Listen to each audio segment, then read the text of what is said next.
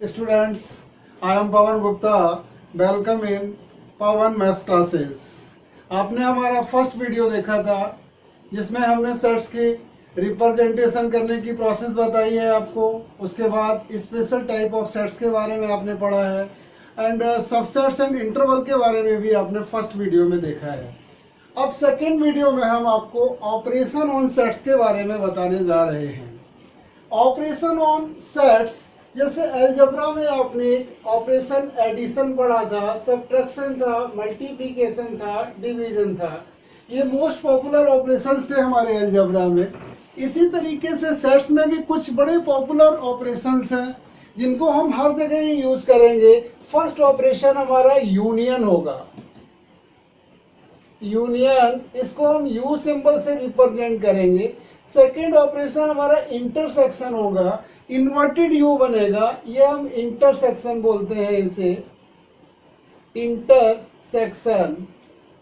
And third one is difference, ये हम minus symbol से रिप्रेजेंट करते हैं, it is known age difference. And fourth one is symmetric difference. Basically 11th में लोग इस पर क्वेश्चन नहीं पूछते हैं, लेकिन आगे हम आपको कॉम्पिटिटिव कॉर्नर भी देंगे, कॉम्पिटिटिव बेस्ड क्वेश्चन भी बताएंगे, तो उसमें सिमेट्रिक डिफरेंस हमारे लिए काफी यूजफुल है। तो ये सिमेट्रिक डिफरेंस डेल्टा साइन या ट्राइंगल से हम रिप्रेजेंट करेंगे, symmetric difference. And last complement dash symbol लगा देते हैं और कुछ लोग सेट पर सी भी लिख देते हैं, तो ये हम कॉम्प्लीमेंट भी पढ़ेंगे। तो आज हमारा टारगेट है आपको यूनियन डिफाइन करना, intersection, difference and symmetric difference and complement के बारे में बताना। बड़ा ही इंटरेस्टिंग ऑपरेशन है अगर थोड़ा आप ध्यान से समझने की कोशिश करेंगे। इनको स्टार्ट करने से पहले थोड़ा एक पिक्चर के बारे में भी बताते हैं हम। अगर एक किसी भी चीज को पिक्चर के थ्रू समझते हैं तो ज्यादा क्लियर हो जाता है, डायग्राम के थ्रू समझते हैं तो बहुत इजी हो जाता है। सेट्स में जो यूनिवर्सल सेट, अभी एक हम यूनिवर्सल सेट पढ़ेंगे। यूनिवर्सल सेट का मतलब क्या होता है, थोड़ा सा हम आपको ब्रीफली यहाँ इंट्रोड्यूस कर दें। यूनिवर्सल सेट, यूनिवर्सल सेट का मतलब है super set of all given sets. जितने भी सेट्स आपको दे रखे होंगे उन सभी का सुपर सेट, ये कहलाता है यूनिवर्सल। बेसिकली यूनिवर्सल का रिप्रेजेंटेशन भी यू ही साइन है, लेकिन यू के लिए हम यूनियन भी यूज करते हैं और यूनिवर्सल भी यूज करते हैं, तो थोड़ी सी हमें प्रॉब्लम आएगी। तो यूनिवर्सल सेट को बेसिकली हम क्या करेंगे, दो हॉरिजॉन्टल लाइंस यहां ड्रॉ कर देंगे साथ में और कोशिश किया करेंगे कि यू को डार्क बनाएं। डार्क यू जो है वो आपका यूनिवर्सल सेट रिप्रेजेंट करेगा। बेसिकली ये हमें पहले ही बताना चाहिए था, लेकिन हम थोड़ा पिक्चर को बताना चाह रहे हैं, डायग्राम को समझाना चाह रहे हैं, तो हमें यूनिवर्सल लेना पड़ा। अब यूनिवर्सल सेट है क्या, जैसे थोड़ी देर के लिए एक सेट आपने S1 सेट जो है ये ले लिया है 2, 4, 6, 8 and so on. S2 set suppose आपने ले लिया है 2, 3, 5, 7 and 11 and so on. And suppose S3 set आपने ले लिया है 1, 3, 5, 7, 9 एंड सो ऑन। क्लियर हो रहा होगा, ये set of even natural numbers है, ये सेट ऑफ प्राइम नंबर्स है, ये सेट ऑफ ऑड नंबर्स है। अगर इन सबके रिगार्डिंग एक ऐसा सेट लिया जाए जिसमें ये सभी इन्वॉल्व हो, ये सभी आ रहे हो, हमारा ये कैपिटल एन है। कैपिटल एन का मतलब है यहाँ पर set of natural numbers. Set of natural number एक ऐसा सेट है जो इवन नेचुरल नंबर्स को भी कंटेन करता है, प्राइम नंबर्स को भी कंटेन करता है, ऑड नेचुरल नंबर्स को भी कंटेन करता है। तो ये जो एन है it is known as universal set for given these three sets. तो universal set I think clear हो जाना चाहिए। It is the super set of all given sets. जितने भी हमारे सेट्स गिवन होंगे उन सभी का सुपर सेट है, that is known as universal set. Universal set को हमेशा हम एक रेक्टेंगल से रिप्रेजेंट करते हैं एंड सेट्स को सर्कल से रिप्रेजेंट करते हैं। जैसे एक सर्कल ये बना दिया, एक सर्कल ये बना दिया, तो ये सेट ए कहलाएगा, ये सेट बी कहलाएगा। और ये जो हमने रेक्टेंगल बनाया है ये बेसिकली क्या है, हमारा यूनिवर्सल सेट है।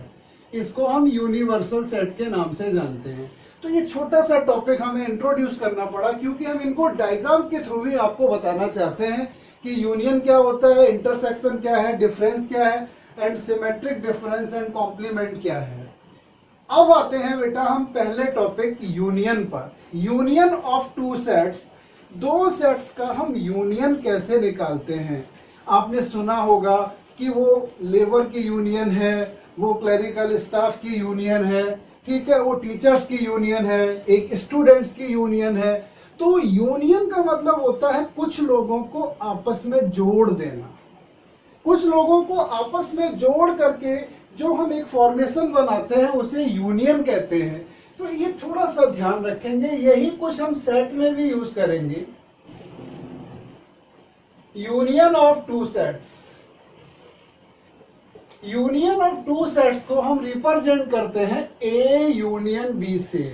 कहीं भी अगर आपको सेट थ्योरी में ए यूनियन ए और ये यू सिंबल साथ में बी लिखा मिल जाता है, इसका मीनिंग होगा ए यूनियन बी। अब ये ए यूनियन बी बेसिकली है क्या, इसको हम दो तीन तरीके से आपके सामने लिख के देते हैं। A union B, this is equal to set of all elements of A and B, A और B के सभी एलिमेंट्स को कंबाइन कर दिया जाए, उनको आपस में जोड़ दिया जाए, तो क्या बन जाएगा, A यूनियन B बन जाएगा।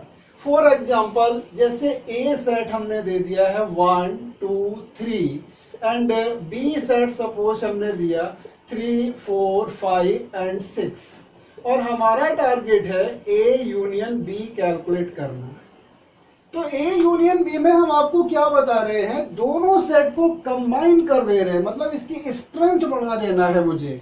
तो ये ए यूनियन बी क्या होगा, पहले सेट 1 तो लिख ही देंगे हम, जो ए दिया हुआ है 1 2 3। अब बी के भी एलिमेंट्स हम ऐड करते जाएंगे, इसमें मिलाते जाएंगे। 3 आ चुका है तो दोबारा लिखने की नीड नहीं है, 4 नहीं आया है तो लिख दिया, 5 नहीं आया है तो लिख दिया, 6 नहीं आया है तो लिख दिया। तो ये हमारा बन जाता है ए यूनियन बी, करेक्ट। अब इसी चीज को थोड़ा हम डायग्राम के थ्रू समझने की कोशिश करते हैं, इसीलिए हमने आपको थोड़ा यूनिवर्सल सेट का कॉन्सेप्ट देने की कोशिश की है। यहाँ पर एक सेट ये ए है और दूसरा सेट ये बी है। ए यूनियन बी, और यहाँ कहीं आप कॉर्नर में लिख दीजिए यूनिवर्सल सेट है ये। ए यूनियन बी का मतलब है दोनों ही सेट को आप शेडेड कर दीजिए, दोनों ही सेट्स को आपने शेड कर दिया, दोनों को ही आपने कंबाइन कर दिया, तो ये कहलाएगा ए यूनियन बी। ये होगा आपका ए यूनियन बी। तो ये था इसका एटमोलॉजिकल मीनिंग, जो हम मतलब आम बोलचाल की भाषा में बोलते हैं। ये हमने पिक्चर के थ्रू समझने की कोशिश की है। अब हम इसको मैथमेटिकली भी लिखने की कोशिश करेंगे। मैथ की लैंग्वेज में हम ए यूनियन बी किस तरीके से लिखते हैं, ए यूनियन बी का मीनिंग होता है X such that X is the element of A और X is the element of B. X या तो ए में है या एक्स बी में है, ये कहलाता है ए यूनियन बी। ये ए यूनियन बी का क्या है, बेसिकली सेट बिल्डर फॉर्म में रिप्रेजेंटेशन है, करेक्ट। तो यूनियन ऑपरेशन आई थिंक आपको क्लियर हो जाना चाहिए। ए यूनियन बी में हम दोनों ही सेट्स के एलिमेंट को कंबाइन कर देते हैं। ये हमने दोनों ही सेट्स के एलिमेंट को कंबाइन किया है, ये हमने सिंपल लैंग्वेज में लिख के दिया है, और यहाँ पर हमने इस चीज को आपको मैथमेटिकल लैंग्वेज में लिख के दिया है, ठीक है। अब दो थोड़े से टेक्निकल पॉइंट बताते हैं, इसके बाद दूसरे ऑपरेशन पर हम चलेंगे। दो बड़े ही टेक्निकल पॉइंट हैं आगे। बेसिकली कुछ आर्ग्यूमेंट बेस्ड क्वेश्चंस होते हैं जिनको हमें with the help of properties prove करना होता है, वहां पर ये चीज काम आती है। ए यूनियन बी, अगर हम यहां लिख दें if X belongs to A union B, इसका सीधा सीधा मतलब आप निकालेंगे either X belongs to A और x belongs to b। या तो x a में बिलोंग करता है या x b में बिलोंग करता है, और हो सकता है x belongs to a and b both, दोनों में भी हो सकता है। अगर x a यूनियन b में है तो 100% या तो ये a में होगा या b में होगा या दोनों ही सेट में होगा, ये आपको ध्यान रखना है। कभी भी आप कंसीडर करेंगे x belongs to a, immediately आप लिख देंगे आइदर x इन a और x इन b। इसी तरीके से अगर कभी आपको लिखा मिल जाता है x does not belongs to a union b, यहां से क्लियर मैसेज है x does not belongs to A and x does not belongs to B। x ना तो A में बिलोंग करेगा ना ही B में बिलोंग करेगा, neither x in A nor x in B। अगर x A यूनियन B में नहीं है तो ये किसी में भी नहीं है, ना A में है ना B में है। तो इस तरीके से हम यूनियन को कैलकुलेट कर सकते हैं। अब यूनियन को हमने कंप्लीट किया है, अब यूनियन के बाद हम दूसरे ऑपरेशन पर आते हैं। सेकेंड ऑपरेशन हमारा इंटरसेक्शन है। तो अब हम देखेंगे इंटरसेक्शन ऑफ टू सेट्स, कैसे हम डिफाइन कर सकते हैं इसको। इंटरसेक्शन ऑफ टू सेट्स, दो सेट्स का इंटरसेक्शन हम कैसे निकालते हैं। आपने सुना होगा कि लोग कहते हैं what is the intersecting point of two lines. Intersecting point के कोऑर्डिनेट्स क्या हैं, तो ये 9th 10th में आप देख करके आए, ये दो लाइन है, ये पॉइंट कहलाता है intersecting point of two lines. ये पॉइंट क्या है, it is the common for both lines, ये पॉइंट दोनों ही लाइंस के लिए कॉमन है। तो इसी तरीके से जब हम इंटरसेक्शन पर आते हैं तो इंटरसेक्शन का मतलब सीधा सा है कि हमें दोनों ही सेट्स के कॉमन एलिमेंट लिखने हैं। अब अगर हम डिफाइन करेंगे सिंपल लैंग्वेज में तो A इंटरसेक्शन B का मतलब होगा set of all common elements of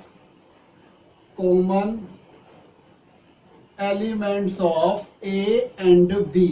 A and B के आपको कॉमन एलिमेंट देने हैं। जैसे अभी हमने पहला एग्जांपल दिया था आपको, सेट A रखा था 1 2 3 एंड B हमने आपको लिखा था 3 4 5 and 6 and someone is asking you find A intersection B। तो बेटा सबसे पहले आप ये देखो इनमें कुछ कॉमन है या नहीं है। ध्यान से आप देख रहे होंगे तो केवल एक ही एलिमेंट ऐसा आ रहा है जो कॉमन है, आपने इसको लिख दिया 3। अगर दो एलिमेंट आ रहे होते तो 2 लिखते, कुछ भी अगर कॉमन नहीं आता तो फिर हम 5 दे देते। अब इसको हम पिक्चर के थ्रू, डायग्राम के थ्रू समझने की कोशिश करेंगे। पहले तो हमने यूनिवर्सल सेट बनाया, क्योंकि सभी जो सेट्स हैं they are all sets are the subsets of universal set, तो इसीलिए हम यूनिवर्सल सेट हमेशा बनाते हैं। तो एक हमने ये A सेट दिखाया, एक B सेट दिखाया, यहाँ कहीं हमने यूनिवर्सल दे दिया, इसका मतलब है ये रेक्टेंगल यूनिवर्सल सेट है। हम कैलकुलेट करना चाहते हैं A इंटरसेक्शन B, तो ये A इंटरसेक्शन B का मतलब है केवल ये कॉमन पोर्शन, दोनों का जो कॉमन पोर्शन आएगा that is known as A intersection B। Correct. तो यहाँ वैसे भी हमने आपको बताया है इंटरसेक्शन का मतलब कॉमन ही होता है। दो लाइन का अगर हमें इंटरसेक्टिंग पॉइंट निकालना है तो वो कॉमन पॉइंट ही होता है। इसी तरीके से अगर कभी भी हम दो सेट का इंटरसेक्शन कैलकुलेट करेंगे तो वो intersection of these two sets ही आएगा, common point of these two sets ही आएगा। अब इसको हम मैथमेटिकली कैसे लिखते हैं, A इंटरसेक्शन B का सेट बिल्डर रिप्रेजेंटेशन होगा X such that X belongs to A and X belongs to B। यहाँ आपको काफी अलर्ट रहना है। अभी जब आपने A यूनियन B लिखा हुआ था तो आपको ध्यान होगा हमने लिखा था X बिलोंग्स टू A और X belongs to B। X या तो A में है या B में है, आइदर इन A और इन B, बट इसमें क्या है, it is in both sets, A में भी है और B में भी है। तो ये रहता है हमारा इंटरसेक्शन। करेक्ट। एक छोटा सा पॉइंट आप यहाँ पर ध्यान रखेंगे, if A intersection B this is equal to 5। अगर दो सेट में कोई इंटरसेक्शन ही नहीं है, कुछ इस तरीके का सिचुएशन है आपका, ये है कोई दो सेट्स, इनमें आपस में कुछ भी कॉमन पोर्शन नहीं है, then remember always, then A and B are called disjoint sets. इनको हम disjoint sets के नाम से जानते हैं. If A intersection B is equal to phi, then our sets are known as disjoint set. तो I think अब दोनों को थोड़ा कंपैरिजन करते हुए स्टडी करो. A यूनियन B में हम क्या करते हैं, दोनों के एलिमेंट्स को कंबाइन करते हैं, जबकि हम A इंटरसेक्शन B में क्या करते हैं, दोनों के कॉमन एलिमेंट लेते हैं. A यूनियन B में X बिलोंग्स टू A और X बिलोंग्स टू B लिखते हैं. यहाँ X belongs to A and X belongs to B देते हैं. अगर यही हमें निकालना होता यूनियन, तो हमें ये कंप्लीट पोर्शन शेडेड कर देना चाहिए था A एंड B का. तो ये हो जाता है A यूनियन B. अब थोड़ा सा हमने आपको बताया है जो प्रॉपर्टी बेस्ड क्वेश्चन होते हैं, जिनको हमें प्योर मैथमेटिक्स से प्रूव करना होता है, उनके लिए भी थोड़ी थोड़ी चीजें हम अभी से ही सीख के चलते हैं. आगे पूरा एक वीडियो ही हम आपको उस पर देंगे. तो यहाँ हम क्या लिखेंगे, याद रखेंगे, if x belongs to A intersection B, immediately हम कंक्लूजन दे देंगे x belongs to A and x belongs to B. अगर x A इंटरसेक्शन B में है तो definitely x A and B दोनों में ही होगा. और यहीं पर अगर कभी आपको लिखा मिलता है x does not belongs to A intersection B, these implies that x does not belongs to A और x does not belongs to B. पक्का किसी एक में नहीं होगा, हो सकता है दोनों में ना हो, लेकिन 100% किसी एक में x नहीं होगा. तो ये रहता है हमारा इंटरसेक्शन. तो पहला ऑपरेशन आपने देखा है यूनियन, दूसरा ऑपरेशन आपने देखा है इंटरसेक्शन.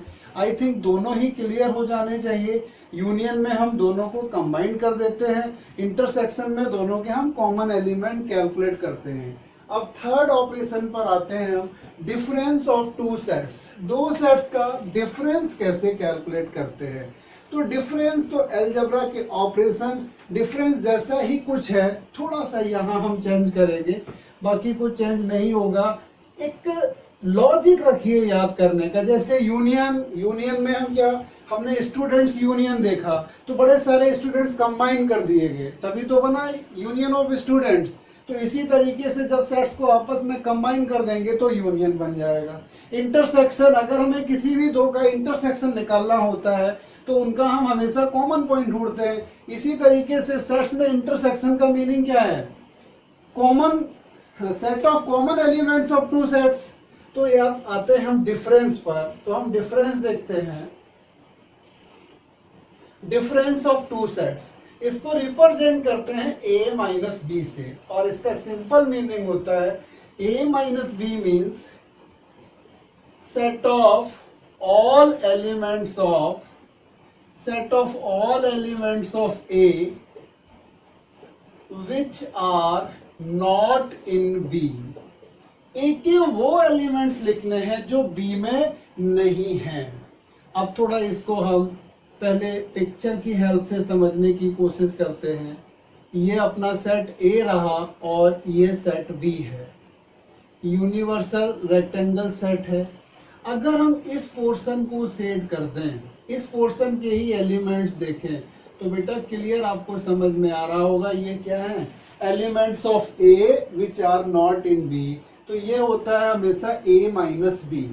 एग्जाम्पल देखते हैं कैसे करेंगे. सपोज A, हमने वही पहला वाला ही एग्जाम्पल हम ले रहे सभी में, B इज इक्वल टू 3, 4, 5, 6. आपको कैलकुलेट करना है A माइनस B. तो A माइनस B, A के वो एलिमेंट्स जो B में नहीं है. 1 चलेगा भाई, यहाँ 1 नहीं है. 2 भी चलेगा, यहाँ 2 नहीं है. लेकिन ये 3 तो इस 3 को कैंसिल कर देगा, ये 3 नहीं चलेगा. बाकी कुछ हमें अब देखना नहीं है. तो यहाँ पर A माइनस B जो है वो 1,2 हो जाएगा. एक छोटी सी बात अभी आपको बता देते हैं, बट बाद में डिफाइन करेंगे एक साथ. A यूनियन B जो होता है वो हमेशा B यूनियन A के बराबर भी होता है. इसी तरीके से A इंटरसेक्शन B जो है वो B इंटरसेक्शन A के बराबर है, लेकिन A माइनस B कभी भी B माइनस A के बराबर नहीं होगा. A union B, B union A के बराबर हो जाता है, A intersection B, B intersection A के बराबर है, but A minus B is not equal to B minus A, मतलब डिफरेंस कम्यूटेटिव रूल फॉलो नहीं करता है। करेक्ट। अब इसको हम सेट बिल्डर फॉर्म में कैसे लिखते हैं, A minus B X such that X belongs to A and x does not belongs to B. X A को तो बिलोंग करेगा लेकिन एक्स बी को बिलोंग नहीं करेगा। तो कभी भी आपको अगर लिखा मिल जाता है कि x belongs to A minus B, सीधा इसका मीनिंग निकालना x belongs to A and x does not belongs to B. अगर कभी ये लिखा मिल जाता है x does not belongs to A minus B, x A minus B को बिलोंग नहीं करता है, इसका सिंपल सा मीनिंग है x does not belongs to A और x does not belongs to B, या हो सकता है x does not belongs to A और x belongs to B। x B में हो भी सकता है, नहीं भी हो सकता है, बट ये कंफर्म है x A में नहीं होगा। तो इस तरीके से हम डिफरेंस कैलकुलेट करेंगे।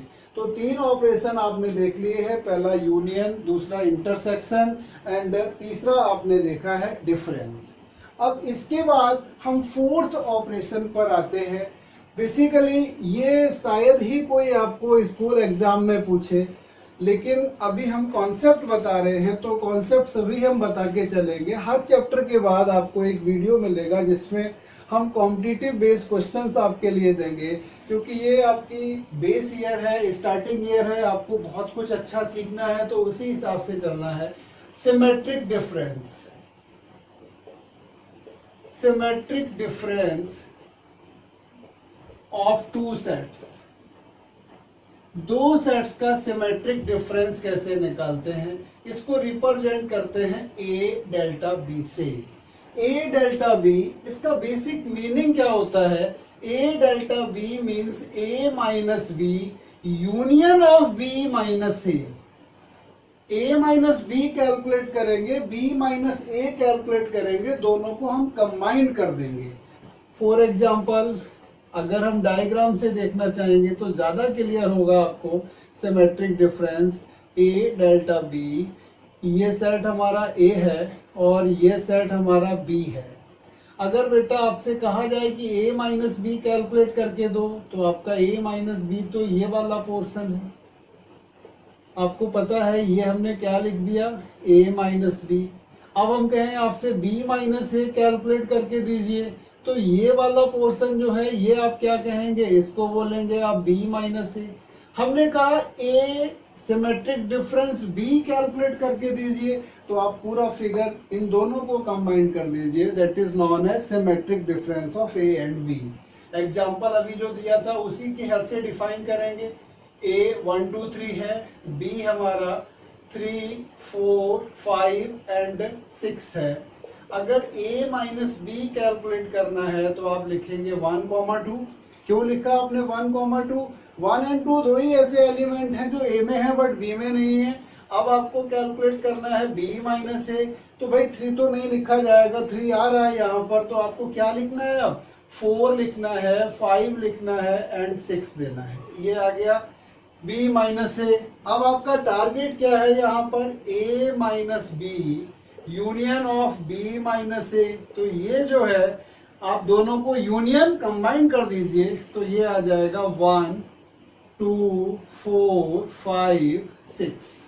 ये आ जाता है a minus B union b minus A. एक बात बेटा आप और भी ध्यान रख सकते हैं, अगर आपसे कोई a symmetric difference b calculate कराना चाहता है तो आप क्या कीजिए, पहले a यूनियन b कैलकुलेट कर दीजिए।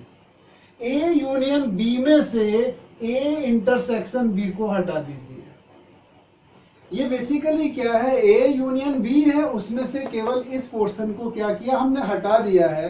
तो a डेल्टा b आप इस तरीके से भी लिख सकते हैं, a union b minus a intersection b। तो ये हमारा था फोर्थ ऑपरेशन। अब थोड़ा सा छोटा सा पॉइंट हमारा एक और बाकी है, कॉम्प्लीमेंट ऑफ ए सेट। किसी भी सेट का हम कॉम्प्लीमेंट कैसे कैलकुलेट करते हैं। तो how we can find complement? अब कॉम्प्लीमेंट तो आप बहुत छोटे से पढ़ के आ रहे हैं, आपने कॉम्प्लीमेंट्री एंगल्स ही पढ़ा था। अगर दो एंगल का सम 90 डिग्री है तो वो क्या कहलाते हैं? कॉम्प्लीमेंट्री, मतलब एक दूसरे के पूरक हो जाते हैं। अगर दोनों मिल जाते हैं तो कंप्लीट बन जाता है। तो इसी तरीके से हम कॉम्प्लीमेंट्री ऑफ ए सेट कैसे डिफाइन करते हैं? हाँ, हमने यहां निकालना है कॉम्प्लीमेंट